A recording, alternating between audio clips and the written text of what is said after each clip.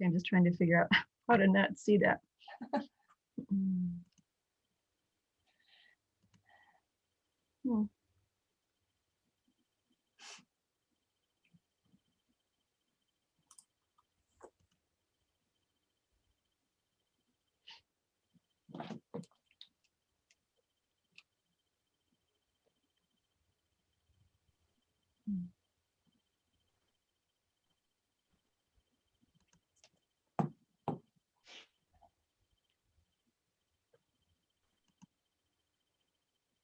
Morning, everybody. Good morning. My name's Heidi Russell from West Bloomfield Parks. We're going to be starting in just a few minutes. We're just waiting to get our participants admitted, and then we will get going soon. So if you could just keep yourselves muted, that would be wonderful. And we will be starting shortly.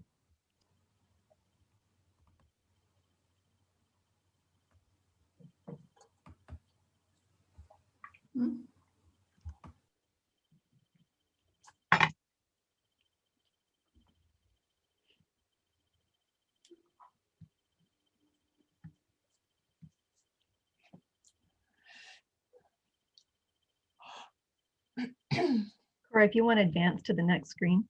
Okay. That'd be great.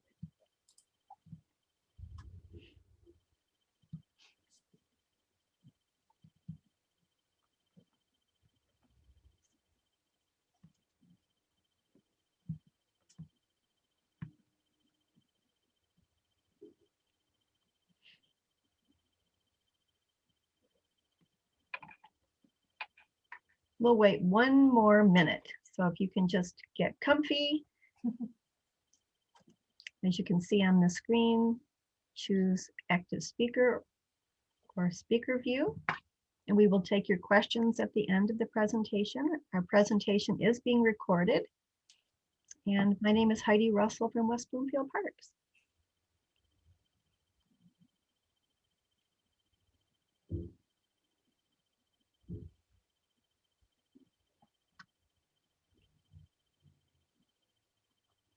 All right, well, let's get started. Again, my name is Heidi Russell. I'm with West Bloomfield Parks.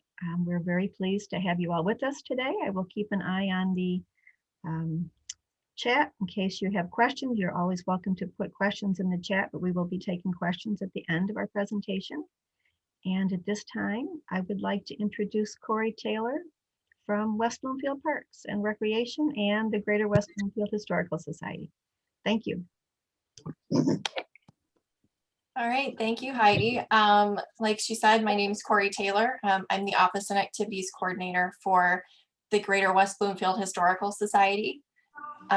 Today, we are going to be sharing our second premiere of our virtual Then and Now tour, our 4 communities of Keego Harbor, Sylvan Lake, Orchard Lake, and West Bloomfield. And we do have at least 2 of our historians here today, Gina Gregory for the West Bloomfield segment and Helen Jane Peters for the Sylvan Lake segment. And I believe Joanne Sonneville, who is our Orchard Lake historian for this video, will be joining us as well. If she's not here already, I have limited views of the participants. So let me advance to the next slide. And just so you guys know, we are recording this presentation. So just make sure, like Heidi said before, to just keep everything muted. And then at the end, we'll answer questions either from the chat, or if you'd like to unmute yourself and talk to us live, that would be great too. All right, so let me stop sharing. Okay, hi everyone. All right, so let me get this off. Organize my computer real quick. Shouldn't take too long.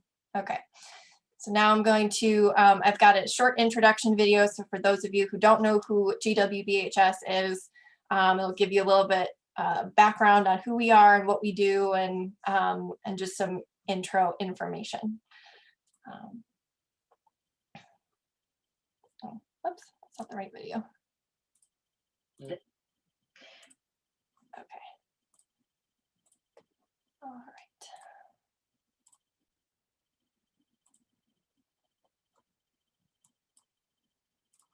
Hello, I'm Gina Gregory, President of the Greater West Bloomfield Historical Society. In case you aren't familiar with us, here's a quick overview.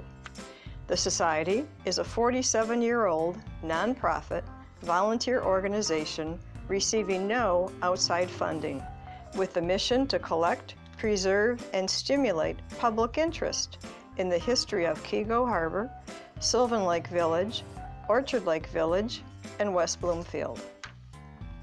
The Society's home is at the Orchard Lake Museum on the southeast corner of Orchard Lake and Long Lake Roads. Unfortunately, we're closed to the public with the pandemic. We host virtual monthly open houses and program presentations. We have frequent e-blasts and social media. Explore gwbhs.org with online archives and video links posted here and on the Society's YouTube homepage. There are 10 museum outdoor exhibits you can come see anytime. Our gift shop items are available for purchase with pickup at the Orchard Lake Village City Hall. Some items are available at Orchard Lake Schools Bookstore, Orchard Lake Village City Hall, and West Bloomfield Town Hall. Our signature event, Public Annual Apple Island Tours, will be virtual June 12th and 13th in 2021. We appreciate support from our 2021 program sponsors, Gino's Italian Restaurant, Petite Gardens, and Melaleuca, the Wellness Company. We're also appreciative of our community partners, the City of Orchard Lake Village, West Bloomfield Library, Parks, Schools, and Township. You can support the Society while you shop when you choose GWBHS as your charity. To participate in shopper reward programs at smile.amazon.com, Kroger Rewards, and Melaleuca, the Wellness Company, and photos by hack.com. Every purchase provides a small donation to the Society. Become a member, volunteer, sponsor, or supporter. Why? It adds to our quality of life, brings us together, preserving, learning, and sharing our unique local history. Thank you. Whoops. All right, so just to make it a little bit smoother, I'm gonna just switch to our next video. And the next video is actually our presentation. So it's about a 35-minute video, and it's gonna go geographically through West Bloomfield, Orchard Lake, Keego Harbor, and then Sylvan Lake. And it'll give a brief history of kind of where the community started and where they are now. So enjoy. Then and now are 4 communities of Greater West Bloomfield, Michigan, dedicated to Betty Bradbury. Funding by the Greater West Bloomfield Historical Society, Memorial Fund for Betty Bradbury. Welcome to a virtual tour of Greater West Bloomfield, a unique community in so many ways. This presentation can only begin to share our area's rich history. The tapestry of life has many layers, and here we'll virtually tour through 4 communities, following the roadways beginning at West Bloomfield Township Civic Center, southwest through the township, then north through the city of Orchard Lake Village, the city of Keego Harbor, concluding in the city of Sylvan Lake. Because these 3 cities are mainly within West Bloomfield, we are known collectively as Greater West Bloomfield.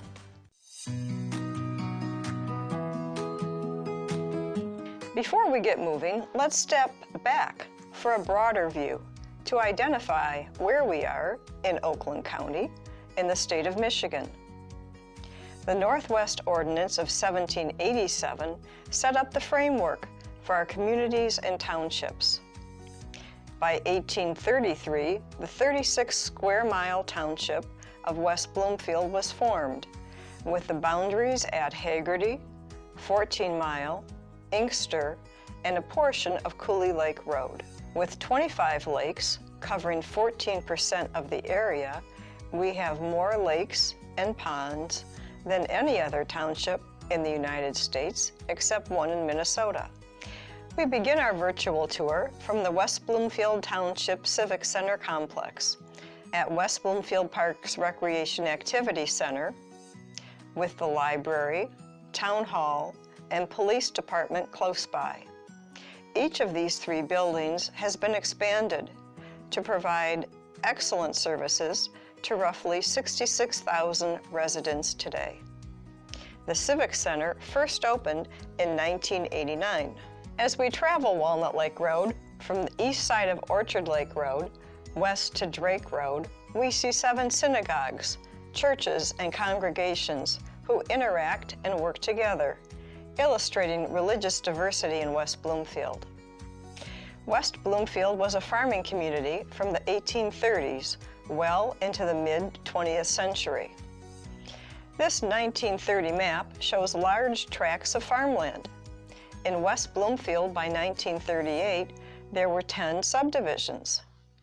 The 1960s through 1990s saw significant development. Only a few farmhouses remain today, like these 3 on Walnut Lake Road, now surrounded by subdivisions. Traveling further west, we see the large Shenandoah Country Club. The golf course is one of 7 golf courses that have existed in the West Bloomfield area. This club, now private, has one of Michigan's largest ballrooms and includes a Chaldean Cultural Center, highlighting their history with exhibits. Just west, on the southeast corner of Drake and Walnut Lake Roads, stood the Stainless Ware Factory from 1939 until 1959 when it burned. They produced quality pots and pans for Sears and Macy's, along with auto parts. During World War II, 700 to 800 men and women worked to produce mess kits and machine parts for Sherman tanks. Today, Rite Aid is in the same location. Traveling south to the corner at 6600 West Maple Road is the Jewish Community Center of Metropolitan Detroit, known as the JCC. It is the largest in North America. It began as a satellite of the Oak Park Center with groundbreaking in 1973. In 1976, the JCC hosted the Jewish Community Center of Metropolitan Detroit's annual book fair, a community-wide cultural and literary event, attracting more than 20,000. This is the oldest and largest book fair in the nation. In 1984, America's first freestanding Holocaust Museum opened in the JCC, including the unique feature of survivors sharing their story with tour groups. The museum relocated to a new facility in Farmington Hills a few years later. In 2011, the Berman Center for the Performing Arts opened with a 600-seat, state-of-the-art performing arts center. West Bloomfield has world-class medical facilities, including Henry Ford West Bloomfield facilities and Beaumont Medical Center. Looking across to the south at 6777 West Maple Road, a facility first opened in 1975 as Ford Hospital West Bloomfield Center. In 1980, the Henry Ford Hospital Maple Grove, an outpatient adolescent program for chemical dependency services, opened at the back of the campus. 2009 saw the opening of the Henry Ford West Bloomfield Hospital with 191 private beds, 30 private emergency beds, and certified as a Level 3 trauma center and certified primary stroke center. With 2,300 team members and over 300 volunteers, the hospital is the township's largest employer. The lakes and natural beauty of the area has always attracted people. Indian paths are included in the 1817 area map. Today, Northwestern Highway at Orchard Lake Road and 14 Mile Road is thought of as the gateway to West Bloomfield for people coming from Detroit. The stone front garage served as a traveler's landmark until it was destroyed by a 1976 tornado. Fast forward to 2017, to improve traffic flow and help reduce congestion, a roundabout was added, and the 5-lane Orchard Lake Road became a 4-lane boulevard from Northwestern Highway to Maple Road. A landscape streetscape was installed a couple of years later. Moving north on Orchard Lake Road to the Walnut Lake Road intersection, we see fairly new development. In the last half of the 19th century, almost all of West Bloomfield land was farmed, which continued well into the 20th century. On this southeast corner, we saw sheep graze into the late 1980s on an open parcel of land. This was the last remnant of sheep farming in West Bloomfield, once so prevalent. Then, almost every farmer was engaged in sheep raising, with 13 times more sheep than people. In 1880, the wool produced was almost 40,000 pounds. Apple growing was the other large farm crop. In 1880, there were 859 acres devoted to apple growing. Here, on the northwest corner of Orchard Lake and Walnut Lake Roads, was Green Farm. They grew apples and sold them at a stand here on the corner until the 1960s. An illustrated children's book about apples from orchard to market was written by Mary Moore Green in 1960, who lived on an apple farm that had been in the family for over 100 years. The 1870 census lists a black family: James Walton, 46, from Kentucky; Wine, with his wife Ann, 30, from Canada, who live next to this green farm.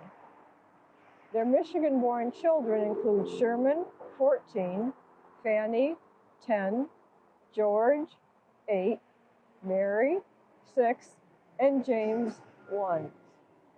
Fanny, George, and Mary attended Green School. The school was close by on land the Greens donated. Later, Green School was rebuilt on Walnut Lake Road and is now known as Chico Elementary. James was most likely a laborer on the Green Farm. Prior, he enlisted as a free man in Detroit, served 3 years in the Civil War, and spent his final years in the Michigan Soldiers' Home in Grand Rapids. Moving north to 4550 Orchard Lake Road was West Bloomfield Town Hall from 1923 through 1989, seen here in 1997. It was expanded and is now Town Hall Place Senior Living. The first town hall was built in the 1890s as a board building on Pontiac Trail, a few hundred feet west of the Orchard Lake Nature Sanctuary.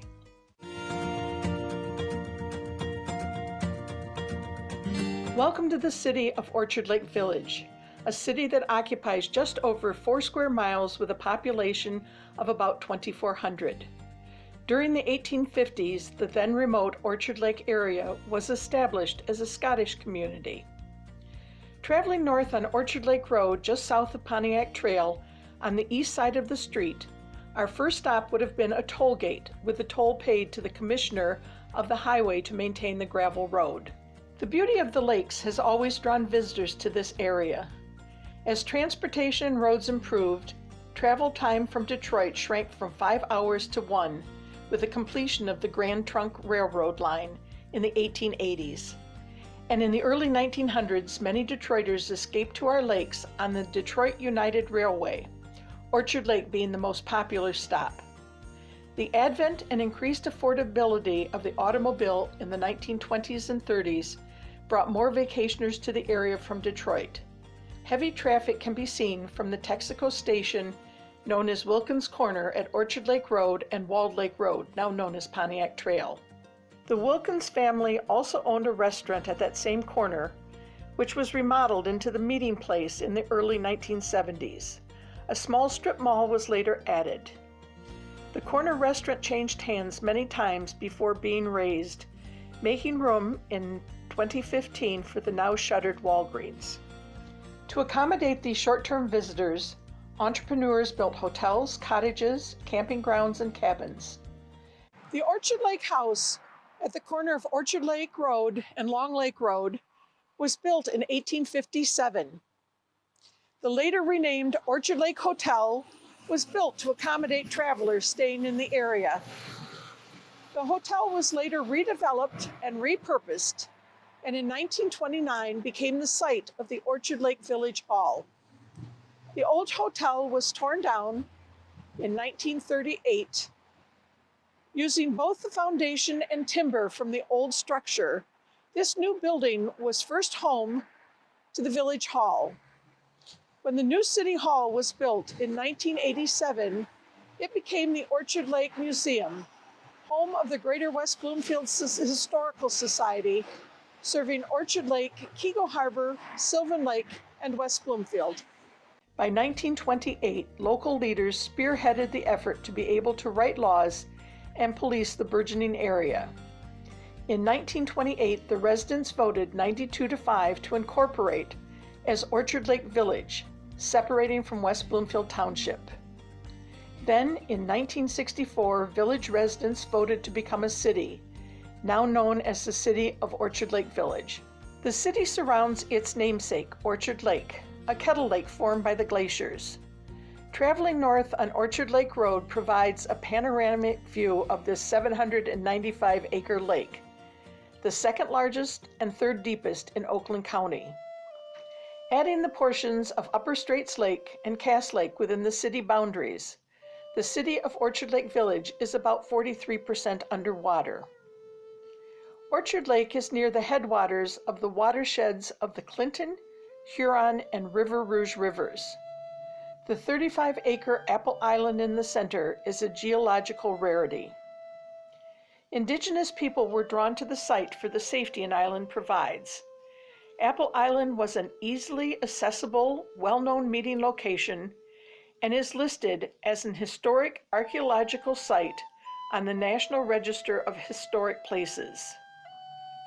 These natives referred to the island as Misanagorning, meaning apple place.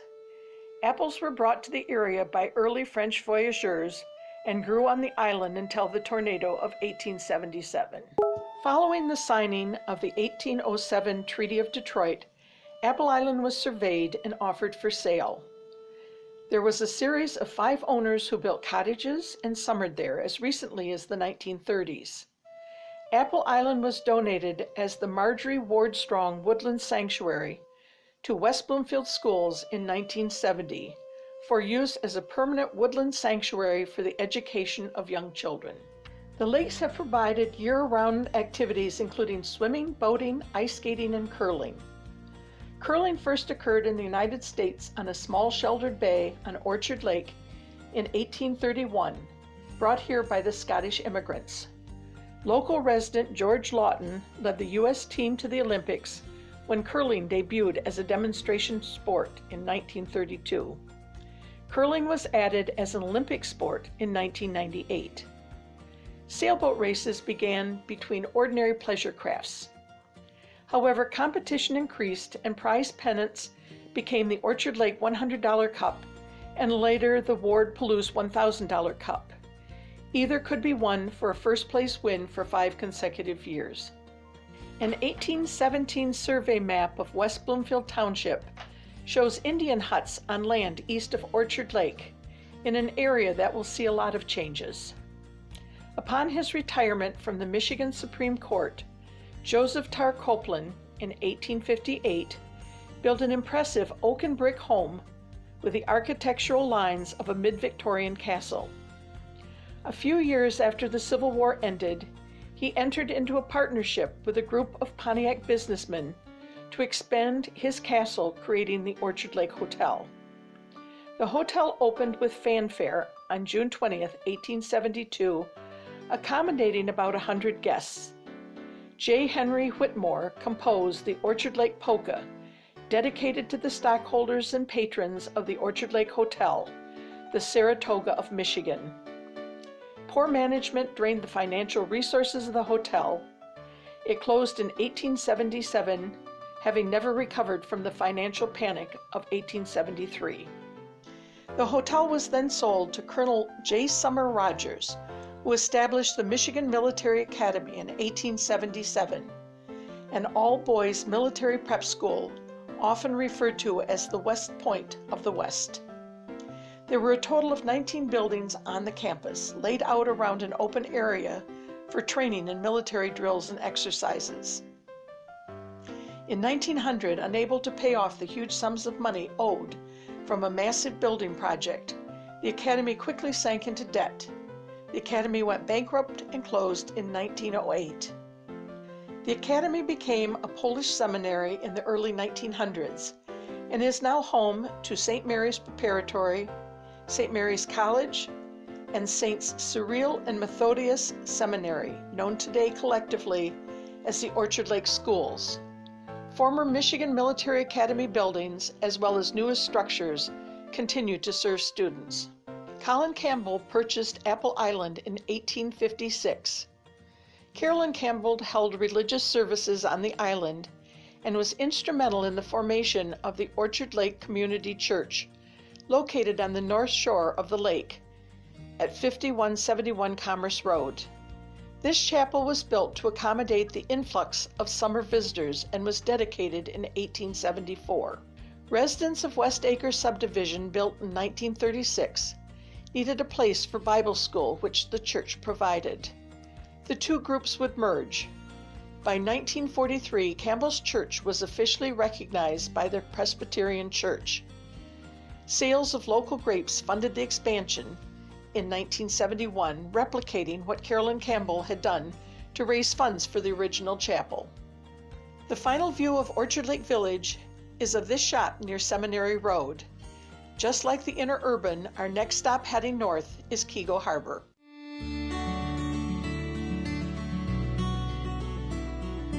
Welcome to the city of Keego Harbor, where people are greeted by welcome signs placed at 3 entrances to the city.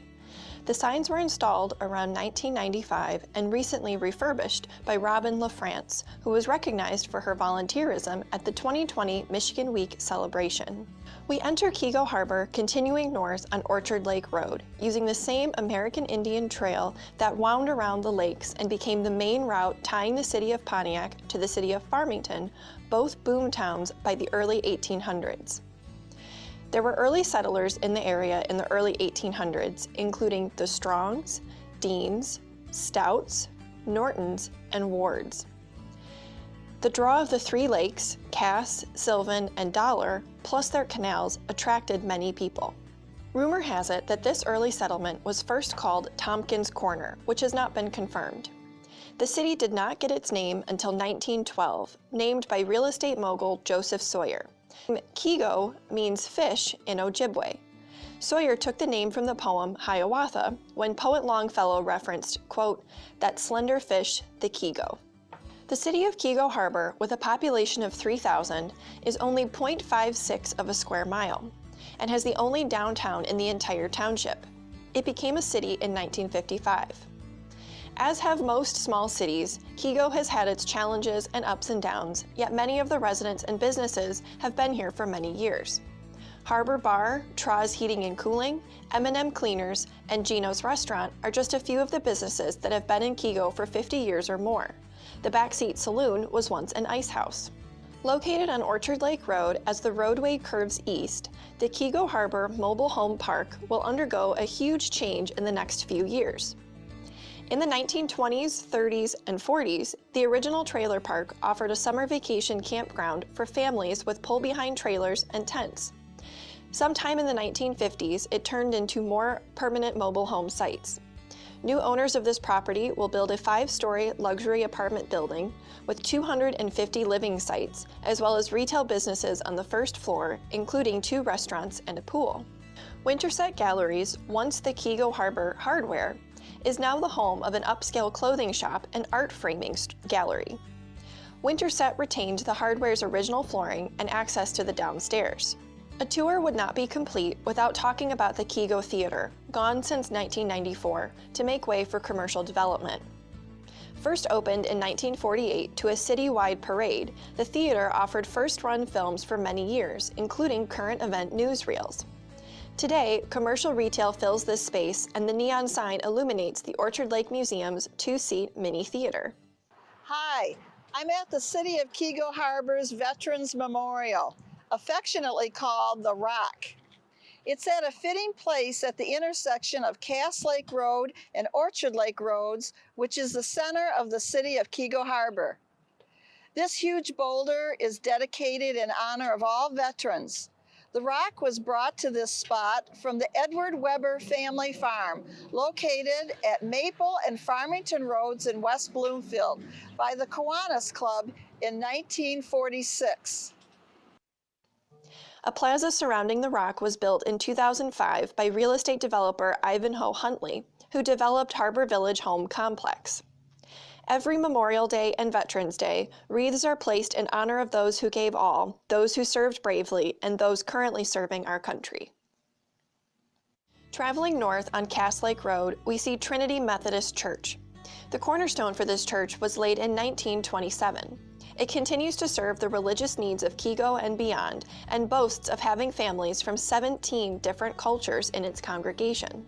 Roosevelt School was built in 1920 to accommodate the growing number of children from Keego Harbor and area farms. It accepted children grades kindergarten through 12th grade until 1955 to 1956, when a new high school was built at Commerce and Orchard Lake Roads. Roosevelt continues to be the largest school still operating in its original building in Oakland County and celebrated its 100th anniversary in 2020. Gino's Italian Restaurant has been the place to go for good food made with family recipes. Gino and his sister Irene continue to be hands-on owners today. Gino's has remained a longtime community supporter. Keego Harbor's City Hall has been in several locations and is now on property owned by Byron Stout in the Evergreen subdivision property off of Cass Lake Road. In 2002, Cass Lake Road was widened and improved with sidewalks, parks, and streetscape lighting. Gone is the notorious big curve and the chronic flooding of the streets. The latest addition to the city, at its north end, is the Magnolia by the Lakes complex. Built in 2014 and 2017, two separate buildings offer either assisted living or upscale independent living apartments to seniors. This is Keego's tallest building. 3 pocket parks along Cass Lake Road offer a place to stop and rest when walking into town. They are named in honor of activist Wilma Webb and the Tricities firefighters. Sunset Park offers a view of Cass Lake. The city of Keego Harbor boasts a total of 7 parks within a 10-minute walk of all homes in the city. The Keego Harbor Garden Club maintains the park's flower gardens. Keego Harbor's motto since 1956 has been the heart of the lakes, and now you see why.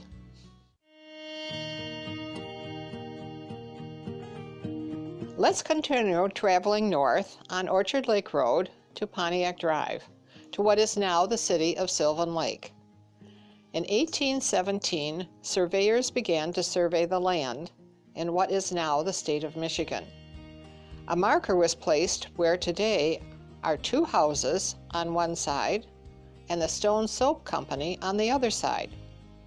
A 1913 map calls this Township Corner. The townships of Waterford, Pontiac, West Bloomfield, and Bloomfield all come together in this spot. The circle on the map shows where the townships come together. 200 years later, in 2017, we commemorate this marker with a Wayside Motor Cities marker panel. Okay, our next stop is Sylvan Lake City Hall. There was a need for a municipal building to house the city activities and equipment and property. Sylvan Lake City Hall was built in 1929.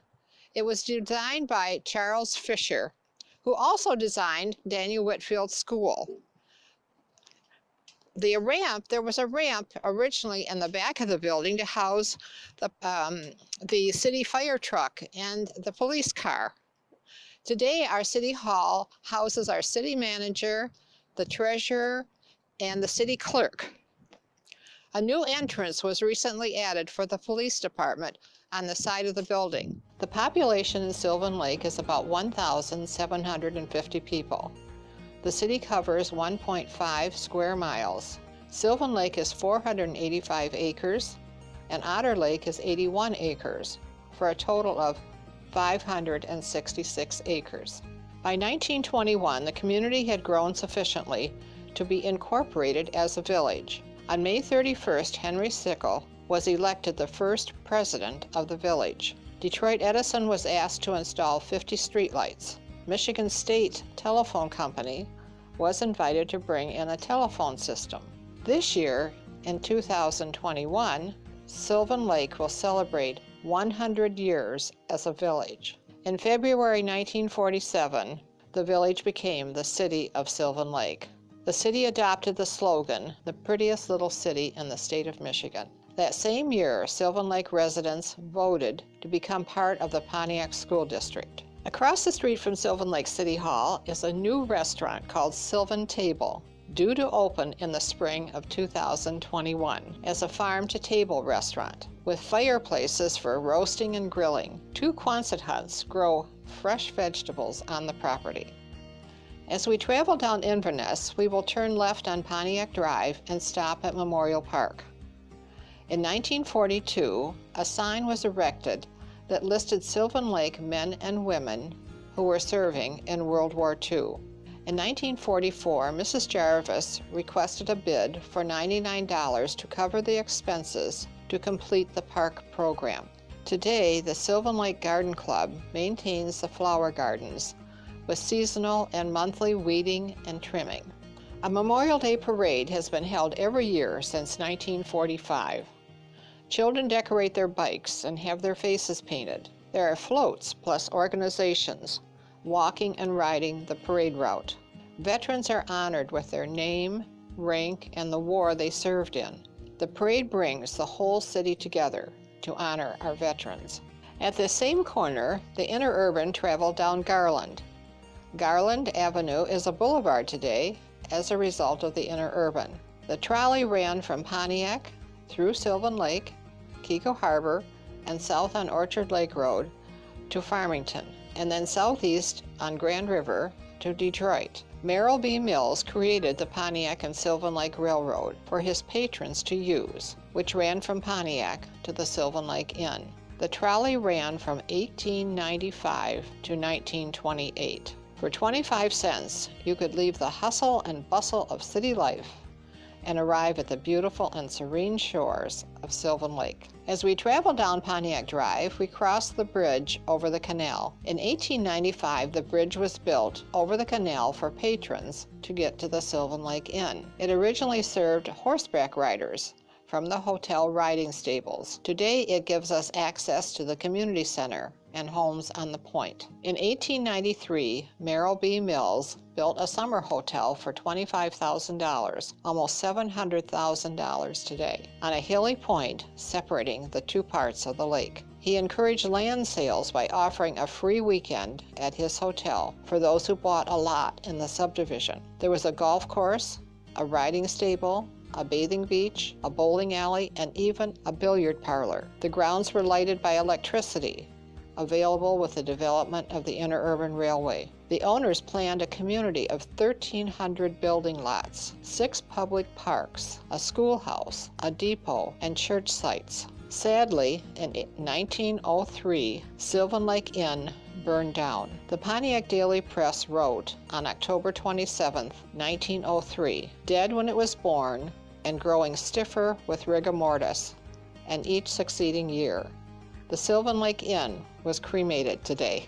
In 1906, Merrill B. Mills donated his property from the inn to the Detroit Free Press to use as a fresh air camp. The camp began in 1906 with just a few newsboys brought out from the city of Detroit to enjoy 2 weeks in the country. In 1909, girls were invited to the camp. Every morning, the boys and girls rose to reveille. They gathered at the flagpole to recite the Pledge of Allegiance. Breakfast was preceded by a morning dip in the lake. The building on the left was a dining hall, built in 1920, designed by Albert Kahn. His wife, a member of the Countryside Improvement Association, and the club held fundraisers for the new dining hall. The Fresh Air Camp Activities Building included a stage. Each evening, the campers would gather for an evening program. Programs were put on by the campers, counselors, and often by Sylvan Lake residents. Saturday nights, entertainers from Detroit came to perform for the children,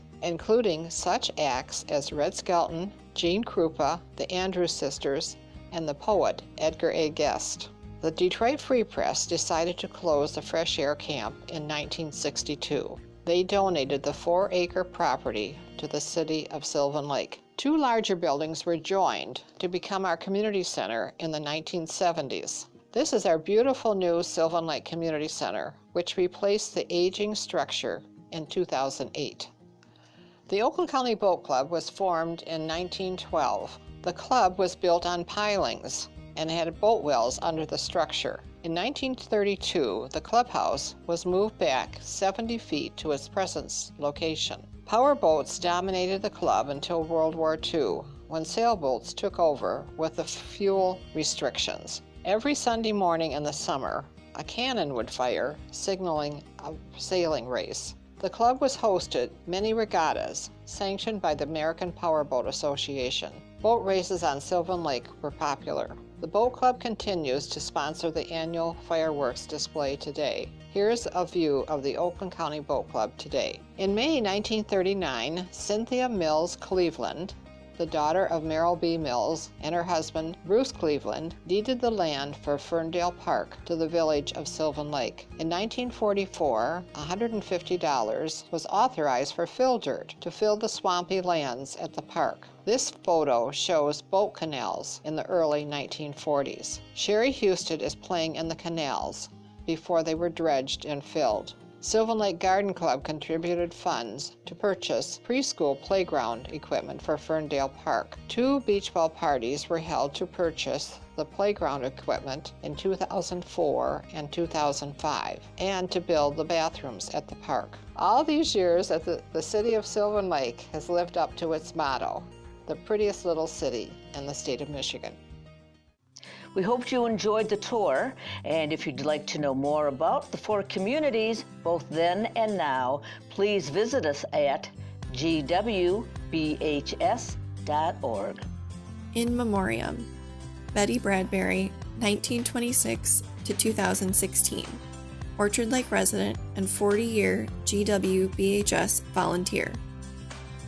Betty enjoyed volunteering with GWBHS and sharing local history. She always wished for an approachable local history resource.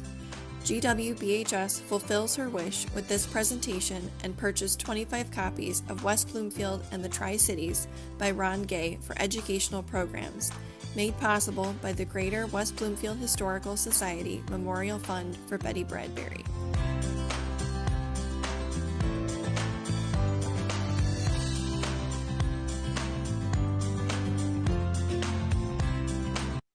So I'll stop it here. Just we have end credits after that. So I'm gonna stop sharing my screen. If I can get back to the Zoom call, there it is. All right. So we hope that you enjoyed our presentation, and we want to open it up to any questions or comments you have. Like I said at the beginning, we have our West Bloomfield historian here, Gina Gregory, and our Sylvan Lake historian, Helen Jane Peters. So if you have any community specific questions, feel free to reach out to them. And I did, now that I'm looking at who's here, I wanted to give a little shout out to the Bradbury family members who are joined here. Thank you for attending and being here with us. So if anybody has any questions, feel free to jump in.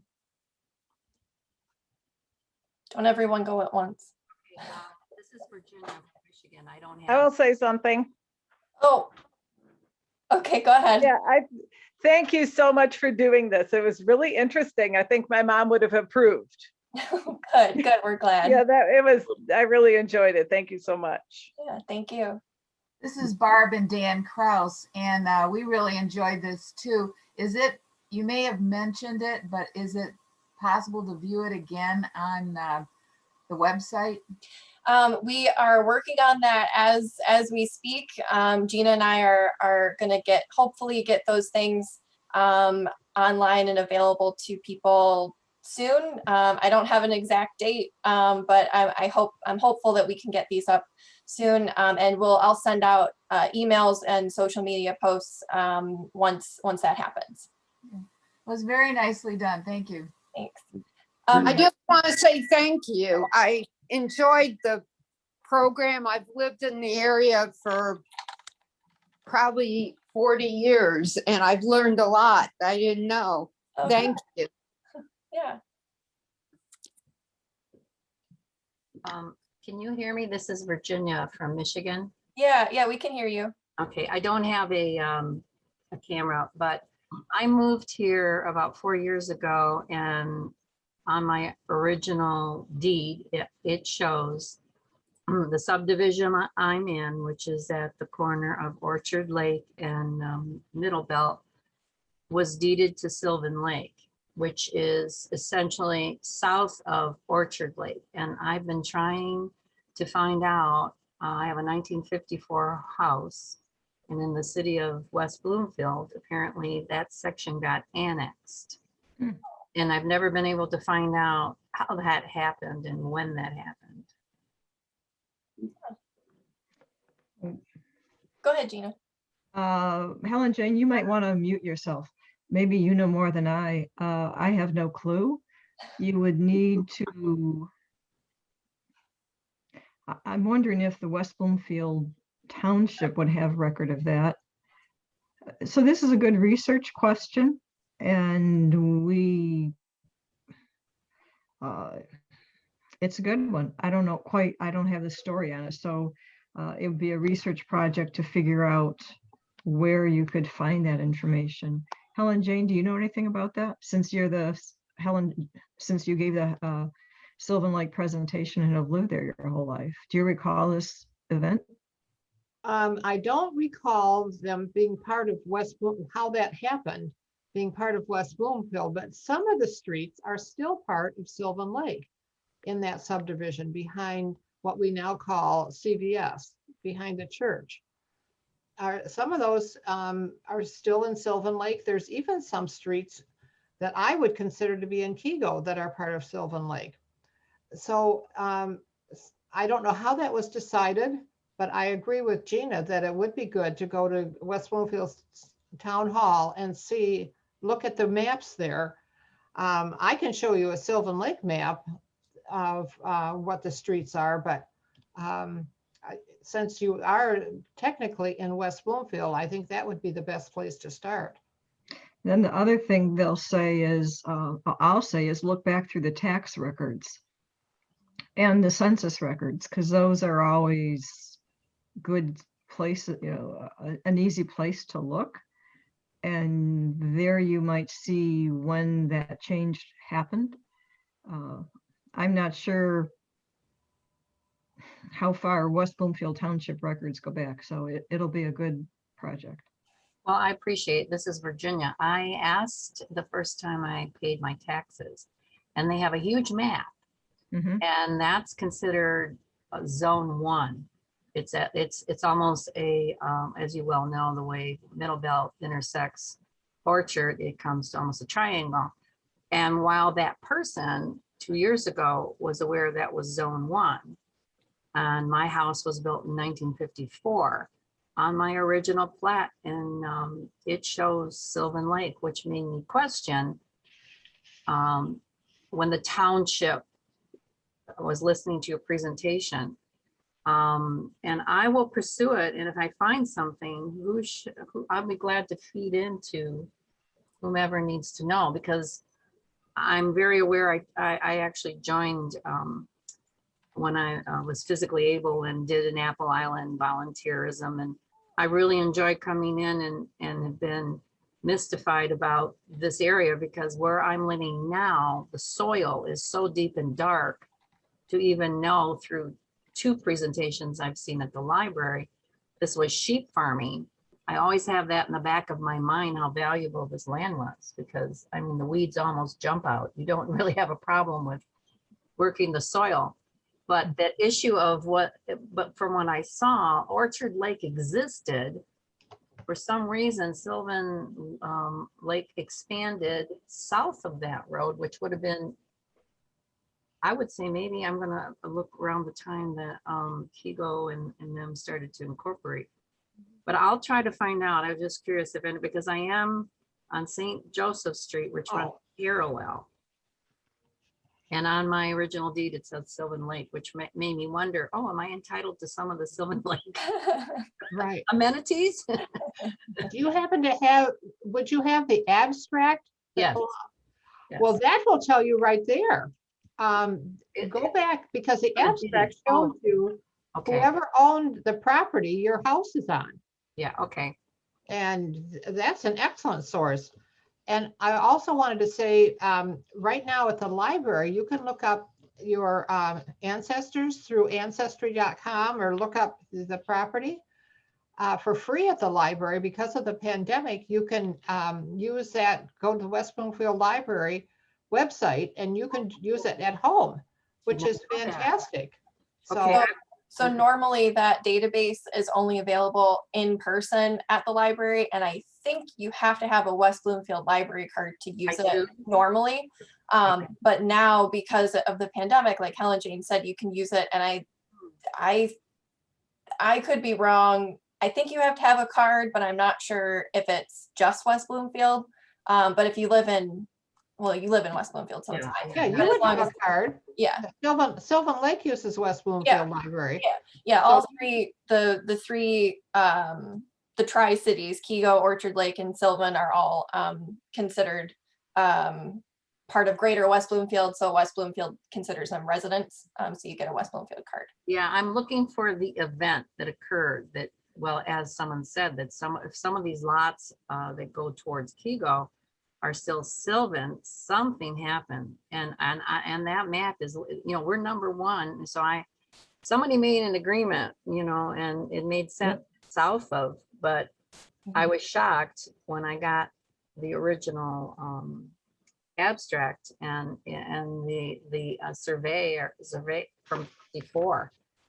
And it was Sylvan Lake, period. So I appreciate it, because you did such a wonderful job, and I'm curious, and I'll find out. Yeah, if you find any information that you'd like to share, I put in 2 email addresses. The top one's mine, and the second one's just our general email address.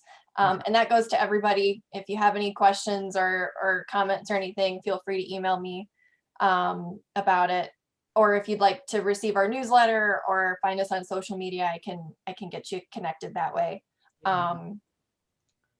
Please let us know, because I'm really curious. Well, you can imagine how I felt when I went to pay my taxes, and I went, can I ask you a question? And they had the big map out there, and there was not someone they were younger than me. So it was like, because I'm a senior, and I said, okay, I got this question, and no one knew the answer. But that was my first approach to walking into the city. And then, of course, last year we were all locked down, and this is only my 3rd year here. So yeah, it was puzzling. Do you know if the schools are still doing the tours of Apple Island? So we are still partners with them, but we didn't do them in 2020 because of the pandemic, and because the schools didn't open for the 2020-2021 school year. We're just doing virtual Apple Island tours, so we're kind of skipping over our whole month of May 2nd grade tours.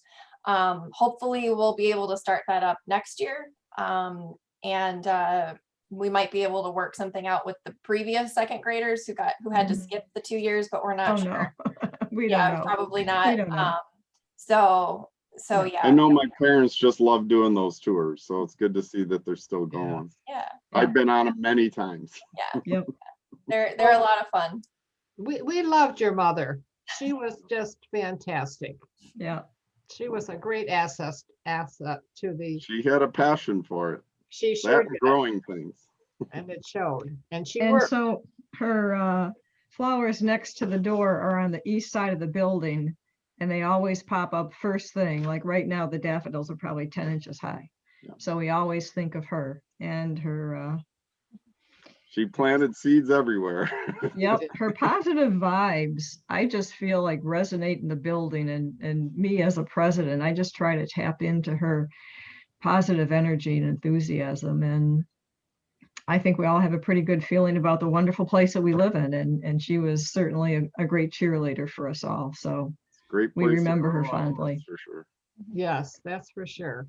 Are you in Hawaii or? No, I'm in Grand Rapids, Michigan, Okay. which is very similar to where I grew up. Oh, that's good. It's much more rural than what it is now over there. Yeah. Yeah. All right. Well, we are going to be wrapping up in the next few minutes. So to end everything, I'd like to share one last video, and it's an outdoor walking tour of our museum, made by yours truly. It's my Hollywood debut. So just so it's from last fall. We wanted to get something out there for people, just to remind them that you can walk around our museum and see things outside, even though we're closed on the inside. So let me get that started.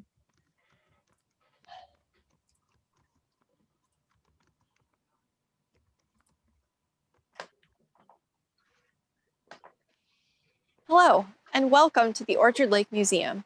My name is Corey Taylor, and I will be your tour guide today. The Orchard Lake Museum is located on the corner of Long Lake and Orchard Lake Roads in the city of Orchard Lake Village. The museum details the local history of Orchard Lake, Sylvan Lake, Keego Harbor, and West Bloomfield. Today, I will be taking you on a tour of our 10 outdoor exhibits. Let's get started. First up, we have our wayside sign for the Orchard Lake Museum. This sign is part of the Wayside Exhibits program that's part of the Motor Cities National Heritage Area, a division of the National Park System. This sign is one of 25 panels located around Greater West Bloomfield. You can find a map of all of those locations on our website. Behind the Wayside sign, we have our green school bell. This bell was hung in the Green Schoolhouse, a one-room schoolhouse that was named after the Hartwell Green family, who donated the farmland that was where the school was built on. This bell was one of 3 that hung at different times of the school's history in the tower above the school.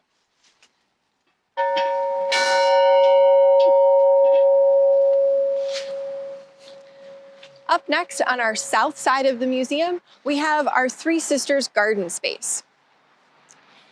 In North America, Native Americans practiced companion gardening. That means that they combined the 3 main agricultural crops of squash, maize, and climbing beans, which promoted more successful growth for all. Next to our garden, we have our newest exhibit, which is our embedded tree. A society member rescued this tree section in the fall of 2020, and it has embedded street signs right into the bark.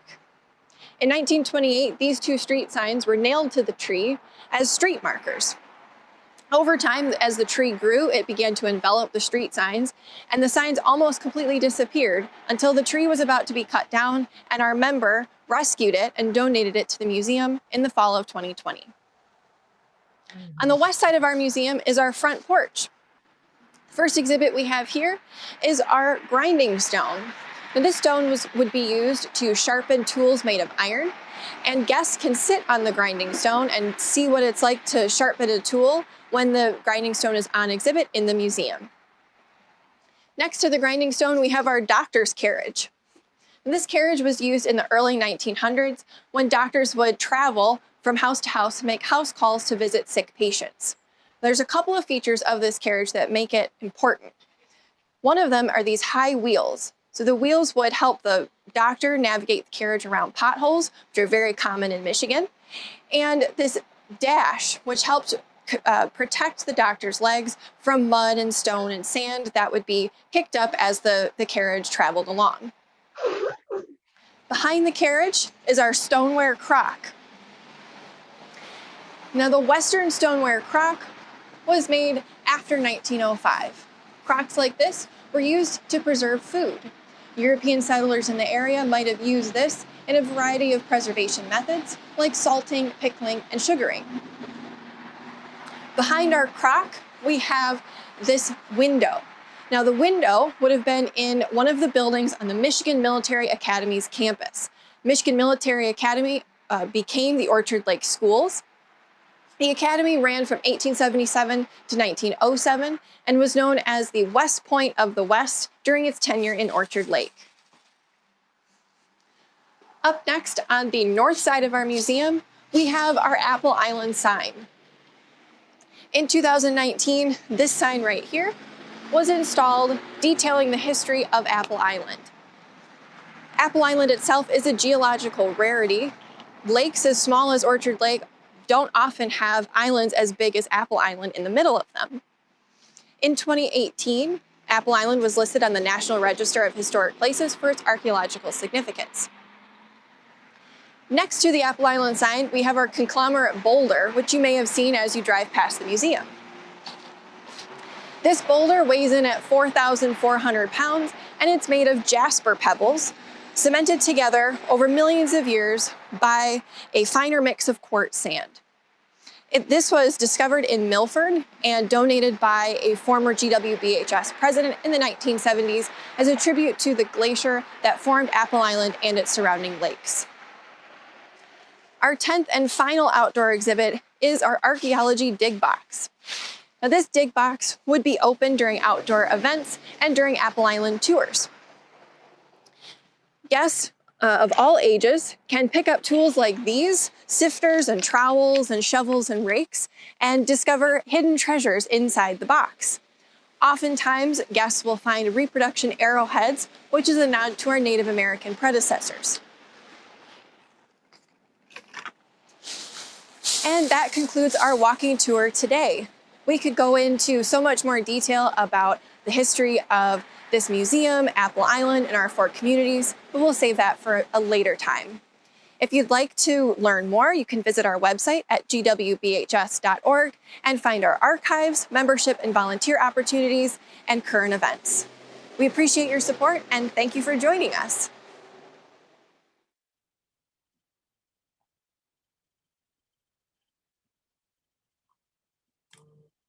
All right, so with that, we will end our presentation today.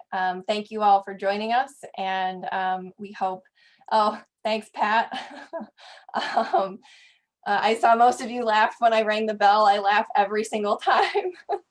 I was not expecting it to be as loud as it was. It's a bell though, so obviously it would have been that loud. All right, so thank you all again, and we hope to see you at our next event.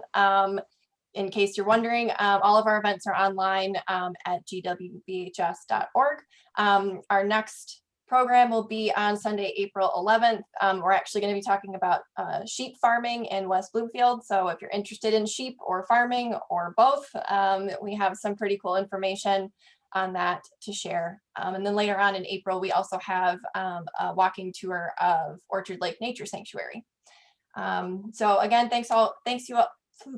thank you all for joining us, and we'll see you again soon. Thank you. Thank you so much, Corey. Nice job. Thanks. Nice to have you all with us. Bye-bye. Bye. All right. Thank you for watching. Please support Greater West Bloomfield Historical Society efforts at gwbhs.org. Thank you.